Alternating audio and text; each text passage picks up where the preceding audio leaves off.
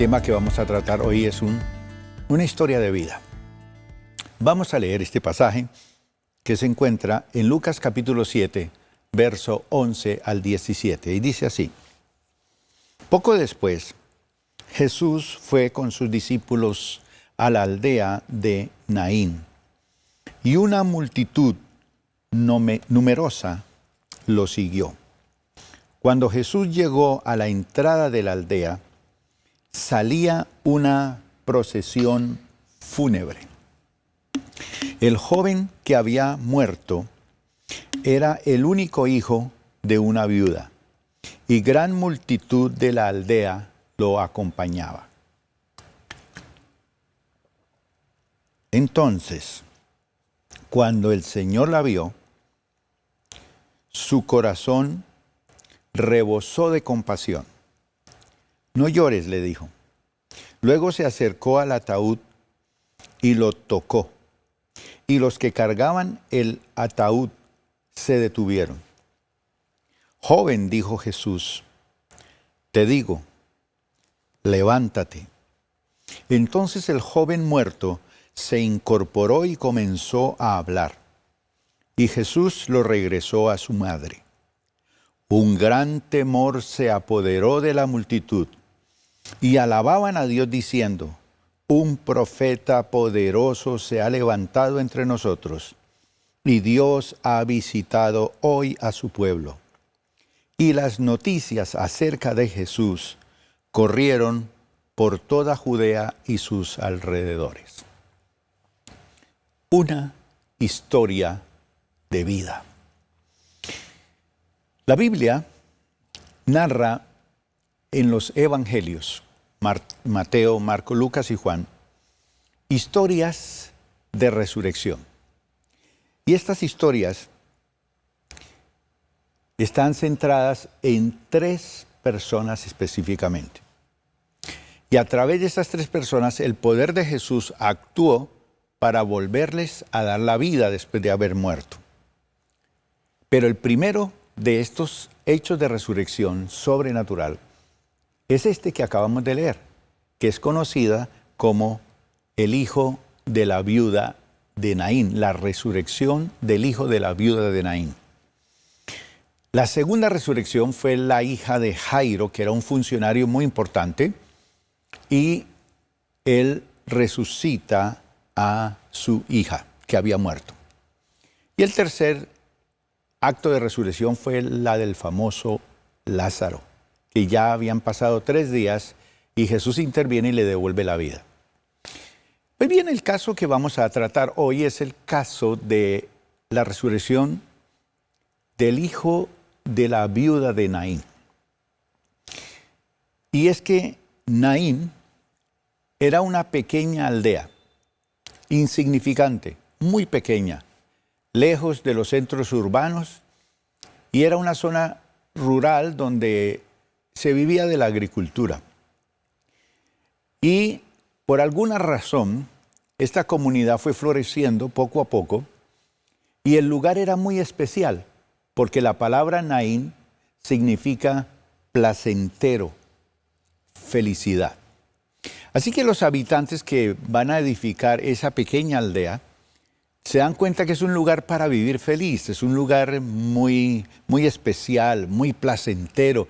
Todo el que llegaba a ese sitio se sentía muy bien, se sentía tranquilo, era un lugar agradable. Y uno nunca se imagina que en un lugar tan placentero, tan feliz, tan especial, tan aislado, sea un lugar donde surja una de las historias de resurrección, la número 1, efectuada por el Señor Jesús. Pero para esta mujer de Naín, como para muchos otros hoy en día, no parece nada placentera su vida. Puede vivir uno en un sitio donde el nombre parezca felicidad, placentero, pero la historia de esta mujer es una historia impresionante. Y yo la podría dividir, o la podemos dividir en 3 etapas. Un pasado, un presente y un futuro. Y en estos tres términos podemos definir también nuestra propia vida. Hemos tenido un pasado, o estamos viviendo un presente en este momento, y a lo mejor nos estamos proyectando hacia un futuro. Pues bien, en el caso de esta mujer que vive en un lugar placentero, su vida no es tan placentera. Y es que hay personas que en este momento posiblemente están viviendo una situación que es contrario a lo que realmente pensó en algún momento de su vida que iba a serlo. Pues en el caso de esta mujer, encontramos en primer lugar un pasado muy doloroso. Su esposo había fallecido. Y obviamente, cuando alguien tan especial fallece, pues se producen unas heridas impresionantes, una soledad. Es una mujer que posiblemente está diciendo, tuve un esposo excelente, tiempo pasado. Tuve un hombre que fue admirado por todos. Tuve un hombre que era muy especial, pero de repente enfermó y murió. Y es que ser viuda en los tiempos de Jesús, en esos tiempos bíblicos, no era una buena alternativa. Podríamos decir que era el peor de los negocios o el peor de los estados en que podría vivir una mujer. Ninguna legislación en ese tiempo garantizaba el sustento para las viudas. Así que la situación era muy complicada para una mujer que quedaba completamente viuda. Pero esta mujer también tenía un presente. El presente de esta mujer es un presente amargo. Su pasado es un pasado muy triste, muy doloroso, pero su presente es amargo.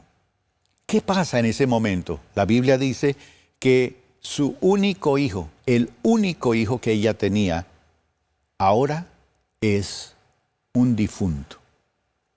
Y es que así como usted y yo posiblemente hemos tenido un pasado que es totalmente doloroso, porque solo usted sabe el dolor que ha vivido en su propia vida, experiencias traumáticas desde niño, experiencias dolorosas en cualquier momento de la vida, su matrimonio, pérdidas, no sé. Pero posiblemente también usted vive un presente amargo. Y es decir, usted es una persona que en este momento puede decir, bueno, mi único ideal, mi único sueño, mi única esperanza, mi único hijo, hoy es un difunto. Lo lleva cargado en su féretro hacia el cementerio. ¿Y qué piensa uno en los funerales? Pues solamente uno se pone a reflexionar que la vida realmente es nada. Pero para esta mujer, este era un segundo encuentro con la muerte. Ya la primera vez, la muerte se había llevado en el pasado a su propio esposo. Ahora se está llevando a su único hijo. Ser viuda era perder la protección económica, pero tenía un único hijo que era su esperanza, era su futuro, digámoslo así, era lo único que le quedaba para vivir. Pero allí estaba ella perdiendo su protección económica. Se venía sobre su vida la ruina económica, pasar hambre. Inclusive, eso significaba que de allí ella podría pasar a la indigencia, es decir, a estar mendigando, pidiendo a otros que le ayudaran para poder sobrevivir. Pero no solamente esta mujer tenía un pasado doloroso y un presente amargo, sino que además su futuro era un futuro sin esperanza. Así que el funeral de el único de su madre era algo que estaba estremeciendo su vida. Ella llevaba a enterrar lo más querido, lo más precioso que tenía, es decir, la única fuente de consuelo y de ayuda le había sido cortado por la muerte. Y es que a veces uno se siente así.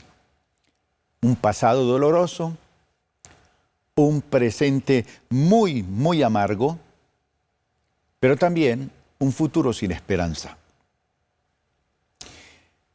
Y es allí donde, en medio de esa crisis, viene el contraste de dos mundos. Dice la Biblia que ella iba saliendo de la ciudad hacia el lugar donde enterraban los cadáveres. Y en ese mismo momento, Jesús, que iba de gira y venía de Capernaum, va entrando a la población de Naín y se encuentran esos dos mundos. Y cuando uno lee la Biblia, Jesús viene de sanar al siervo de un centurión romano.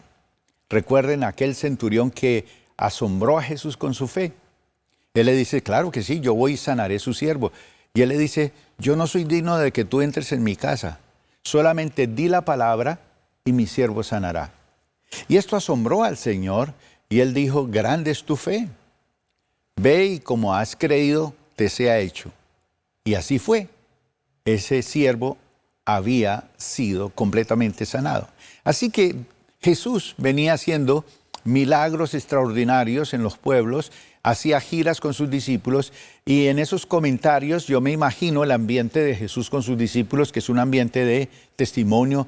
Mira lo que pasó con este señor, mire lo que pasó allí con esta señora, con este leproso, con este ciego, con este cojo, etcétera.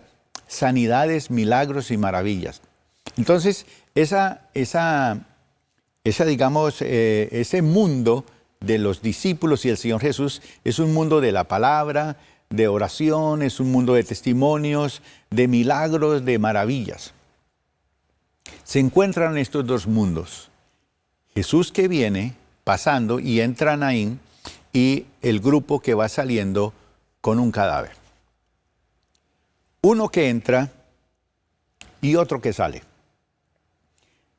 Uno podría pensar que es casualidad estas cosas, pero en la vida de esta mujer y en la vida de cada ser humano no hay casualidades. Es la providencia de Dios. Es como Dios interviene en medio de nuestro pasado, nuestro presente y nuestro futuro para hacer unos cambios, producir vida en nosotros. Y dice la palabra que Jesús pasaba por ahí.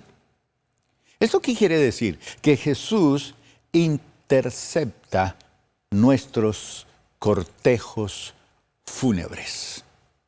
Y permítale al Señor interceptar su cortejo fúnebre. ¿Qué es lo que en este momento usted siente que ha muerto en su vida?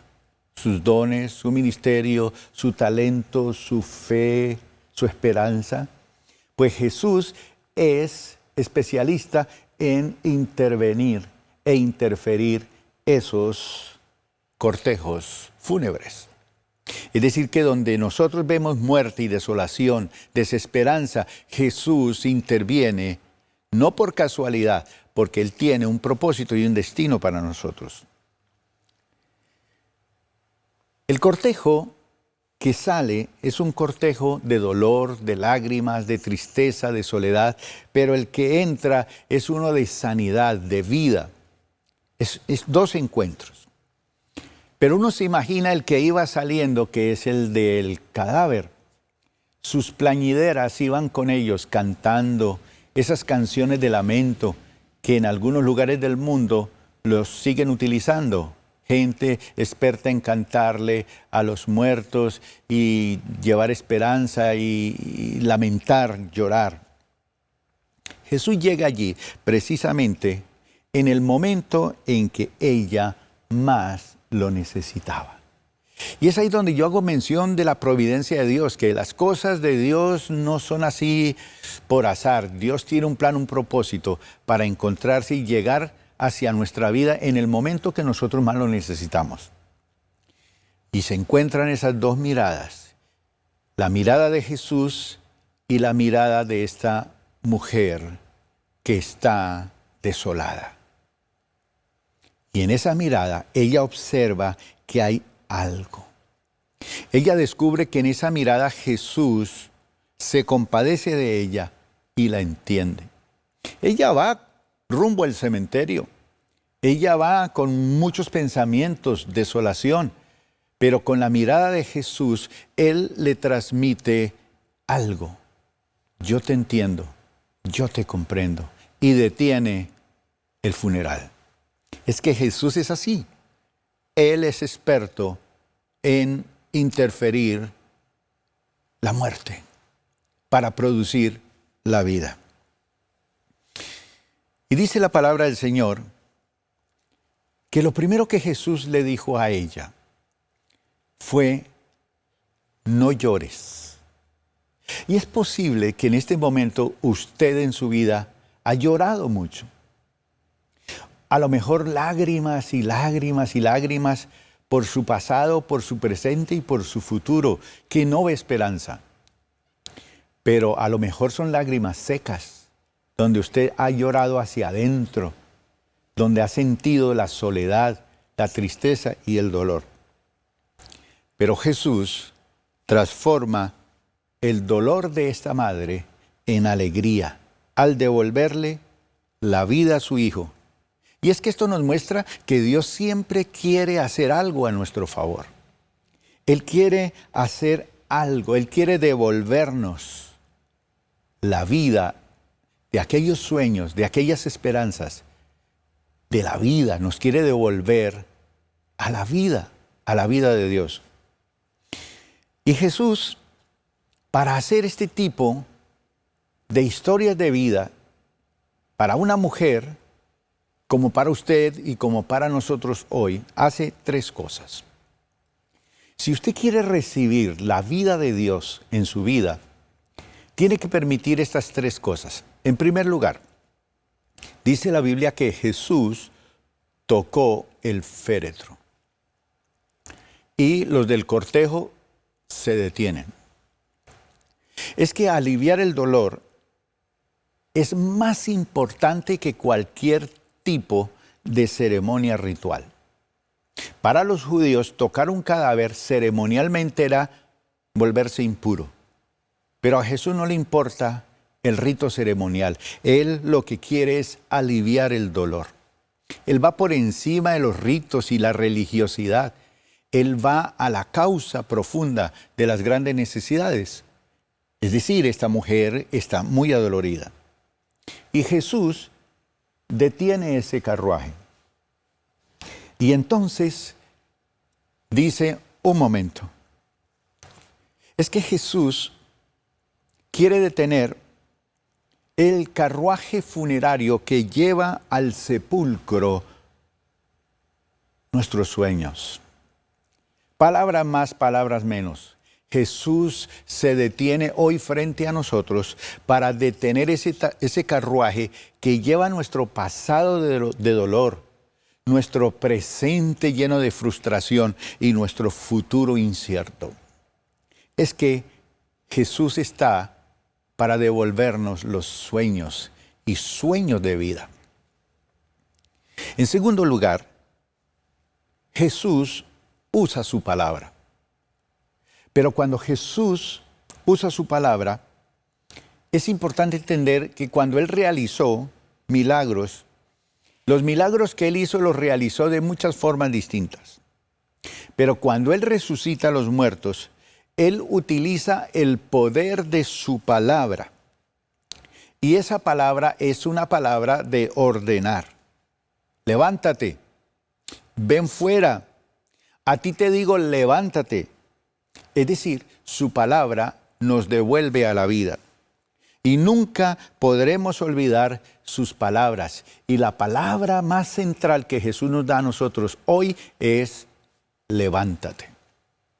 Así que permítale a Jesús que toque tu féretro, que detenga tu procesión, que detenga tu carruaje, y permita al Señor que Él sea en este momento también usando su palabra. Crea su palabra. Su palabra está escrita, su palabra está dicha y esa palabra nunca pasará. En tercer lugar, dice la Biblia que Jesús resucitó al muchacho y se lo entregó a su propia madre. ¿Qué significa esto? Dice que Jesús hace el milagro por iniciativa propia. Notemos que la viuda no pidió ningún tipo de milagro.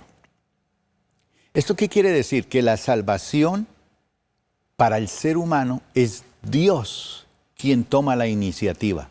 Por eso dice la palabra que de tal manera amó Dios al mundo que envió a su Hijo para que todo aquel que crea en Él no se pierda, sino que tenga vida eterna.